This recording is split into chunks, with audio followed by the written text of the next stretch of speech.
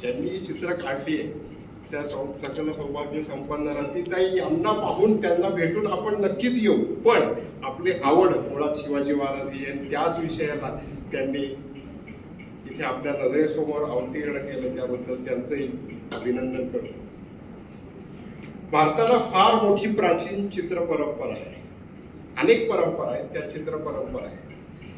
आपल्याला आश्चर्य वाटेल पण भारतातल्या सगळ्यात जुन्या मानवी वस्ती जिथे होत्या मध्य प्रदेशामध्ये, जिथं त्याचा शोध लागला, त्याला भीमबेटका केव्ज असं म्हणतात आजच्या काळामध्ये. हरिभाऊ वाकणकरांनी त्याचा शोध लावला, त्याबद्दल त्यांना पद्मश्री पुरस्कार मिळाला. मराठी माणसांनी शोध लावला. आणि मध्य प्रदेशात असलेल्या या आदिमानवकालीन गुहा कमीत कमी 50 लाख वर्ष जुन्या आहेत. अश्मयुगातली हत्यारं त्या गुहेमध्ये सापडलेली आहेत. अशा गुहेत आदिमानवाने काढलेली चित्र सापडलेली आहेत. म्हणजे भारताची चित्र वैभव किती जुनं आहे याचं हे उदाहरण आहे. जगात जुनी असलेली चित्र आहेत. भीमबेटका केव्ह पेंटिंग्स या नावाने ते आज ओळखले जातात. अप्रतिम शैली आहे, आदिमानवाने काढलेली आहे. जमेल ती साधनं घेतलेली आहेत, जसं त्यांनी मगाशी उल्लेख केला. नॅचरल कलर्स आहेत, ऑइल पेंट्स नाहीत, आजच्या काळातले कॅनव्हास नाहीयेत, कातळांवर दगडांवर घासून तिथे काढलेली शिल्प आहेत. फार सुंदर चित्र आहेत, फार सुंदर चित्र आहेत.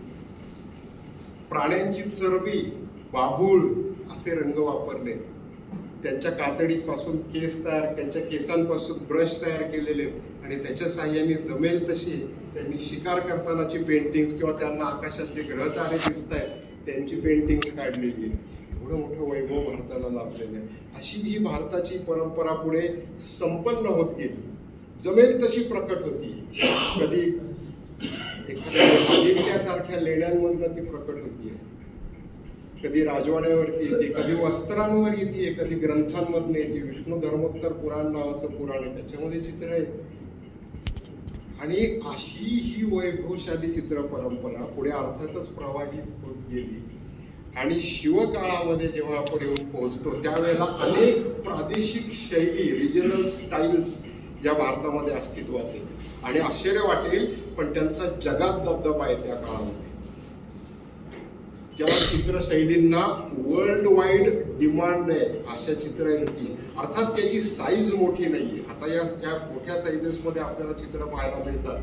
ह्या साईजेस त्या काळात नाही, छोटी पेंटिंग असतात त्या काळामध्ये, मिनिएचर पेंटिंग्स असं त्यांचं स्वरूप आहे. आकार लहान आहेत, माध्यम मर्यादित आहेत, त्यामुळे त्यांचे आकार लहान आहेत.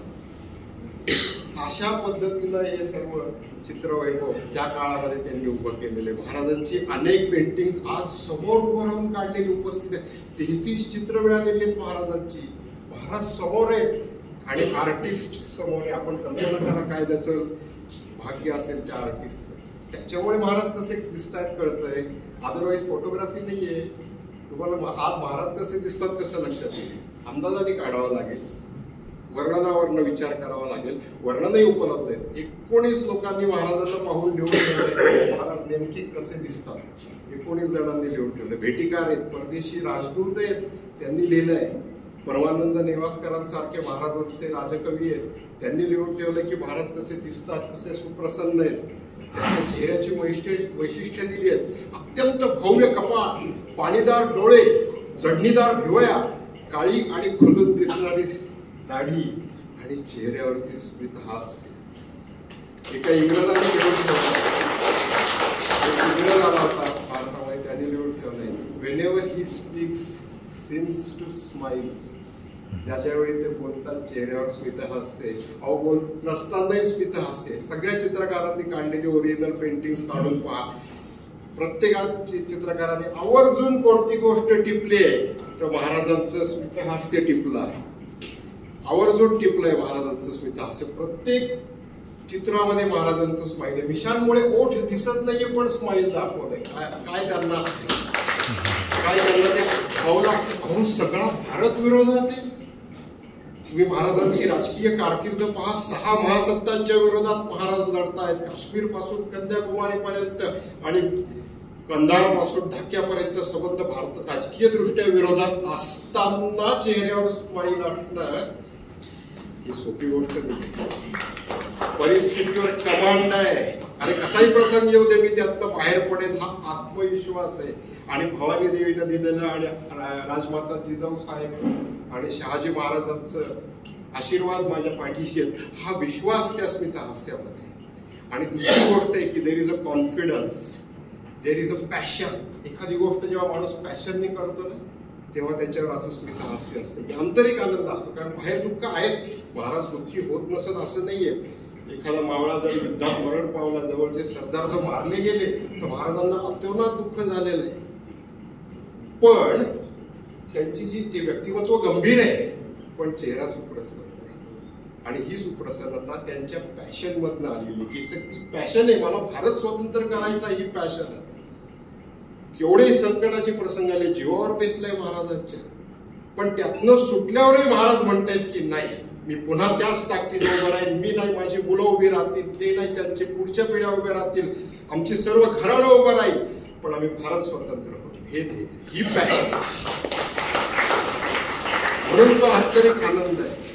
आणि हे व्यक्तिमत्वाचा जर आदर्श आपण समोर ठेवला, तर 2 मिनिट सिग्नलला थांबल्यानंतर आमचं गायब होणारं स्मितहास्य आणि सगळा भारत विरोधात असताना महाराजांच्या चेहऱ्यावर उपस्थित असणारं स्मितहास्य, यातला फरक आपल्या लक्षात की यस, पॅशन, आंतरिक आनंद, हे जे भारतीय तत्वज्ञानाला अपेक्षित विषय आहेत ना, हे महाराजांच्या जीवनात आणि पर्सनॅलिटीमध्ये दिसतात. म्हणून तो आनंद आहे. अनेक शैली आहेत. महाराजांची सगळ्यात जास्त चित्र ही गोवळकोंडा शैलीमध्ये आहेत. गोवळकोंडा हे फार मोठं त्यावेळचं वैभवाचं चित्रकलेचं केंद्र आहे. स्कूल ऑफ आर्ट म्हणतात त्याला, म्हणजे केंद्रस्थान आहे. अनेक चित्रकार तिथे राजाश्रय असल्यामुळे तिथे आहेत. आणि परदेशामध्ये महाराजांच्या चित्रांना मागणी आहे, भारतीय राजांच्या चित्रांना मागणी आहे. कशामुळे? तर भारतीय राजे परदेशात कसे दिसतात हे त्यांना पाहिजे, कारण त्यांना भारतावर राज्य करण्याची त्यांची महत्वाकांक्षा, त्यामुळे डिमांड आहे. आणि मग जे ईस्ट इंडिया कंपनीचे व्यापारी भारतात यायचे, ते अशी चित्र काढून घ्यायचे. आणि भारतात त्यावेळेला ज्या शैली आहेत, मोगल चित्रशैली आहे, दख्खनी चित्रशैली, दख्खनीतही परत 3 प्रकार आहे, अहमदनगर शैली आहे, विजापूर शैली आहे, गोवळकोंडा शैली आहे. स्वराज्यात चित्रकार आहेत महाराजांच्या. एक चित्र महाराजांच्या राज्यातल्या स्वराज्यातल्या चित्रकारांनी काढले आहे. भारतात आहे, महाराष्ट्रात आहे, ते आज पाहून काढलेलं आहे. सगळ्यात यंगेस्ट चित्र आहे महाराजांचं, ते त्यांनी काढलेली चित्र आहेत ही सगळी. आणि या सगळ्या चित्रात बहुतेक सगळी गोवळकोंडा आहे, मात्र मॅक्सिमम चित्र ही गोवळकोंडा आहे. कारण महाराज ज्यावेळेला दक्षिण भारतात गेले होते दक्षिण दिग्विजयासाठी, त्यावेळेला ते गोवळकोंड्याला 1 महिना राहिलेले आहेत, मुक्काम आहे त्यांचा. आणि त्या क्युरिओसिटीतनं त्या चित्रकारांनी प्रत्यक्ष भेटून, आता सगळेच चित्रकार भेटले होते का ते आज सांगता येत नाही. कदाचित काहींनी त्यातली चित्र पाहून प्रतिचित्र तयार केली असू शकतात, पण कुणी ना कुणी भेटलंय. लक्षात घ्या, कुणी ना कुणी भेटलंय. न भेटता चित्र 21 जण भेटला नाही आणि चित्र काढलं असं होऊ शकत नाही, कारण की मॅच होणार नाही. ही बहुतेक 33 चित्र ही मॅच होतात एकमेकांची. हा, थोडीफार चित्रकाराची शैली असते, 5% आपण ते गृहीत धरू, ते वैविध्यही आपल्याला पाहायला मिळतं, पण ही सगळी चित्र मॅच होणारी आहेत. सगळ्यांमध्ये महाराजांचं वैभवी व्यक्तिमत्व आपल्या डोळ्यासमोर उभं येतं. त्यावेळेला बहुतेक ही चित्र काढलेली आहेत गोवळकोंडा स्टाईल ऑफ आर्ट मध्ये. आणि त्यावेळेची एक शैली आहे, पद्धत आहे, जगभरात होती ती, की ज्यावेळेला एखाद्या राजाचं, महत्वाच्या सरदाराचं चित्र काढलं जाईल, त्यावेळेला चित्रकार स्वतःची सही न करता त्या चित्रकार ज्याचं चित्र आहे त्याचंच नाव लिहायचं. कारण नंतर कसं कळणार तुम्हाला हे कोणाचं चित्र आहे? समजा एकदम 10 फोटो तुमच्या समोर ठेवले अननोन पर्सनचे, तर नाही सांगता येणार, कारण तुम्हाला तो माणूस माहीत पाहिजे. आज आपल्याला भारतातली मोठी व्यक्तिमत्व जी आहेत ती आज माहिती आहेत, कारण आपण फोटो पेपरमध्ये इकडे तिकडे पाहतो म्हणून माहिती आहे, अदरवाईज आपण त्यांना ओळखणार नाही. तसं यांना नंतर कळावं हे कोण आहेत, म्हणून पर्शियनमध्ये, युरोपियन भाषांमध्ये ते ईस्ट इंडिया कंपनीचे लोक त्यांची नावं त्याच्यावरती चित्रांवरती लिहून घेतात. तशी महाराजांच्या चित्रांवरही महाराजांची नावं वेगवेगळ्या स्पेलिंगसह सापडतात. आणि मग ही यातली बहुतेक चित्र पुढे काल भासते परास्ते युरोपमध्ये गेली आणि आता ती बहुतांशरित्या युरोपमधल्या वेगवेगळ्या म्युझियम्समध्ये आहेत. पण ही सगळी दख्खनी चित्रशैली आणि एकूणच भारतातल्या चित्रशैलींचं आणखी एक वैशिष्ट्य असं आहे की बहुतेक करून ही सगळी साईड प्रोफाईल्स आहेत. एका बाजूने काढलेली चित्र आहेत, समोरून काढलेलं चित्र सहसा नाही. का शैली येत नव्हती? मला तरी वाटत नाही. शैली कदाचित येत असणार आहे त्यावेळेला, पण थोर व्यक्तींच्या समोर उभं राहायचं ही पद्धत नाहीये, हा संकेत नाहीये. मोठ्या व्यक्तीच्या समोर जाऊन उभं राहणं आणि महाराज उभे आहेत आणि चित्रकार उभा आहे असं तसं प्रकार नाहीये. चित्रकार पटकन साईड प्रोफाईल काढत असणार आहे आणि नंतर आपल्या संकल्पनेनुसार स्मरणशक्तीने ते चित्र पूर्ण करत असणार आहे. असं ते आत्ता आपल्याला अंदाज करता येतो ते चित्र पाहिल्यावरती. नक्की काही सापडत नाही. आणि एकच चित्र काढतोय असंही नाही. 3 ते 4 चित्रकारांची टीम मिळून एक चित्र पूर्ण करते. कोणी बाहेरचं आउटलाईन करतंय, त्याला नकाशी असं म्हणतात, बाजूची नकाशी पूर्ण करते. कोणी आतमधलं प्रोफाईल पूर्ण करते, कोणी रंग देते, कोणी त्यातली वैशिष्ट्य रंग देते. अशी ती पद्धत असावी. चित्रशाळा म्हणतायत त्याला, छोट्या छोट्या चित्रशाळा, स्टुडिओ आजच्या भाषेमध्ये 3-4 टीमचे. आणि मग ही टीम अनेक राजांची चित्र काढायची. आज या बादशाचं, उद्या महाराजांचं, परवा असं, आणि मग त्याचा अल्बम करायचा आणि तो अल्बम मग पुढे सांभाळून राजाला द्यायचा. आणि त्याला एवढी सिक्युरिटी असायची, आश्चर्य वाटेल, गमतीशीर गोष्ट आहे की ही चित्र सामान्यांना पाहायला उपलब्ध नाहीत. हो, सरदार लोकांना, म्हणजे त्या बादशाकडच्या, आपल्याकडचं नाही म्हणत, गोळकोंड्याचं सांगतो, सरदार लोकांनाही पाहायला ती उपलब्ध नाही, फक्त राजाला पाहायला ती उपलब्ध आहे. हाय सिक्युरिटी आहे त्यांना त्यावेळेला. एका कापडामध्ये बांधून तो दस्ता हा ठेवून द्यायचा आणि मग तो राजाला पाहायला उपलब्ध आहे. अशी ती पद्धत आहे. त्यामुळे बहुतेक ही प्रोफाईल सगळी साईड प्रोफाईल्स आहेत. पुढे मग समोरून चित्र काढण्याची पद्धत आहे. महाराजांची 2 चित्र ही थोडीशी तिरकी काढलेली, म्हणजे दोन्ही डोळे दिसतात, पण अदरवाईज सगळी प्रोफाईल्स ही साईड प्रोफाईल्स आहेत. आणि एक महाराजांचं चित्र हे युद्धचित्र आहे, म्हणजे रणांगणावर युद्ध चाललंय. परमानंद नेवासकरांनी त्या युद्धाचंही पण वर्णन केलंय. त्याच वर्णनावर हुकूम एक चित्र नंतर ते काढलं गेलं साधारणतः त्याच काळात. आणि मग त्याच्याही त्यांनी महाराज रणांगणावर उभे महाराज असं चित्र आहे, युद्ध चालू आहे आणि त्या महाराजांच्या खाली त्यांनी शिवा असं त्यांच्या पद्धतीने विजापूर शैलीतलं चित्र आहे, त्यांनी महाराजांचं नाव त्याच्या खाली लिहिलेलं आहे. अशी ही चित्र महाराजांची आज उपलब्ध आहेत. साम्य आणि सगळ्या चित्रांचं वैशिष्ट्य ही बहुतेक करून आपल्याला पाहायला मिळते. दुसरी एक गोष्ट अशी की या सगळ्या चित्रशैलींमध्ये आपल्याला महाराजांची 1-1, 2-2 चित्र किंवा इतर राजांची पण चित्र पाहायला मिळतात. पण त्यांचे बादशाह आणि महाराज हे सोडून इतर कोणाची चित्र त्यांनी काढलेली नाही. याच्यावरनं महाराजांची लोकप्रियता परराज्यातली हेही पण आपल्या लक्षात येते की अरे तो तर खरं म्हणजे महाराज तिथे आले, चित्रकार समोर उभा आहे, तो चित्रकारासाठी महाराज हे खरं म्हणजे शत्रू राज्यातले पर्सनॅलिटी आहे. पण त्यांचं चित्र काढावं वाटलं आणि बादशाहानी हो म्हणावं, परवानगी तर घेतलीच असेल ना, असं थोडंच. पण ते सगळं एकंदर झालं आणि महाराजांचे चित्र आज उपलब्ध आहे.